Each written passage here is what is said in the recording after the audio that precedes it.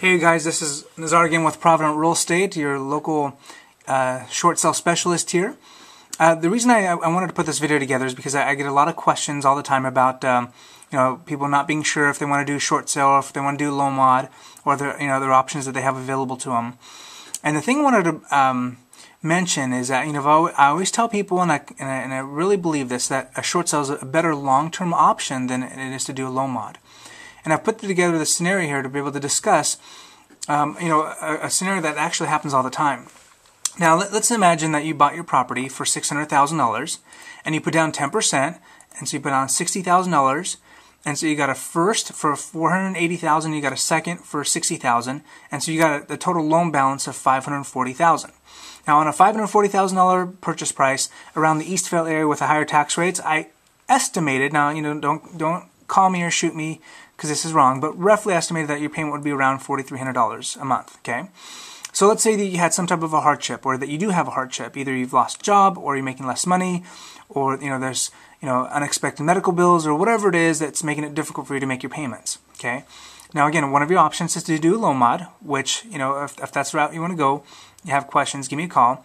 Either way, let's say you did your low mod, and again, just a little side note that from statistics, nationwide statistics, it shows that only less than 10% of loan mods actually do get approved by the bank. Okay, the other 90% are denied, and a lot of times, from what I hear, at least even people in Eastvale, they'll start their loan mod, and the homeowner will be asked by the bank to make 3 trial periods or three trial payment periods. They'll make those payments, and the bank will say, well, no, we didn't approve you, you're going to have to start over again. So they just keep on yanking their chain until they get as much money as they possibly can with them, in the hopes that they approve their loan mod, but at the very end they end up foreclosing on them. Anyway, that's a side note. So let's go back to this scenario here. So let's say your loan payment was for $4,300, and you did a loan mod.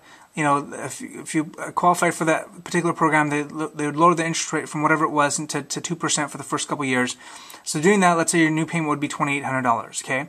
Now, one thing that they don't tell you, what a lot of people don't realize, is that all those months that you had to stop making your payments for them to actually take you seriously and approve your loan mod, let's say you missed six months worth of payments. So if you did $4,300 times 6 months, that's around 25 grand.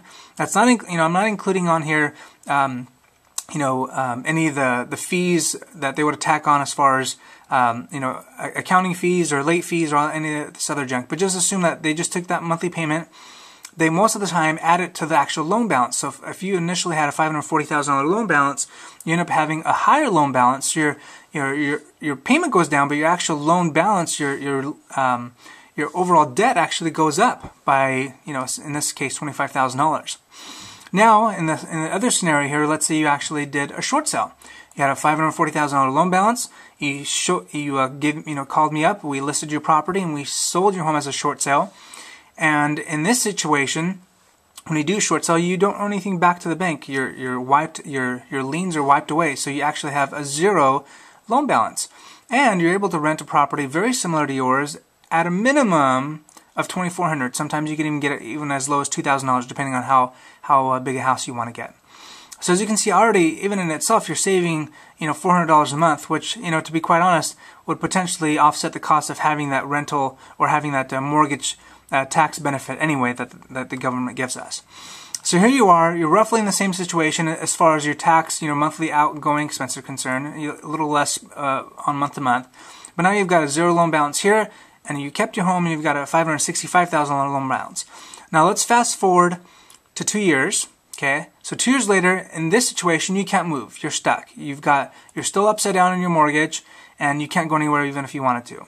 And in the short sale scenario, let's assume that you went ahead and bought another property very similar to one that you short sold for $350,000. And then let's speed up 10 years or 8 years after that.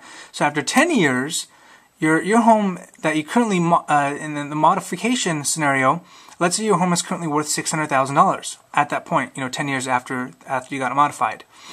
So in that scenario, you now have, because you had a loan balance of $565,000, let's say you even pay down a little bit, roughly you'd have equity of $35,000. Okay. Now in the short sale scenario, you bought the property 8 years ago for $350,000, and now 10 years later, it's also worth $600,000, and now you've got $250,000 worth of equity in the home. Okay. So if you look at these scenarios here, both of these numbers, which one looks better to you? Would you rather have, after 10 years, $35,000 worth of equity, or would you rather have $250,000 worth of equity in a home that you live in? Now, again, looking at these numbers now, both of these, we don't know what homes are going to be worth within 10 years. But what we do know is that if you modify your loan and stay where you are, you're going to be stuck for a very, very long time.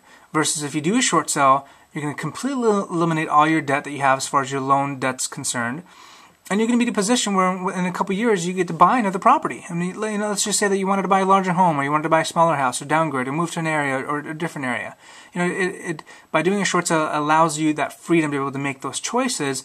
And at the very end, in 10 years from now or whatever, you've got so much more equity than you did if you were in a position where you loan mod. I hope this information is, made sense to you, and if you have any questions about the loan mod short sale process, please don't hesitate to give us a call. You can reach me on my cell phone at 951-444-8020. Once again, that number is 951-444-8020. Have a wonderful day. Take care.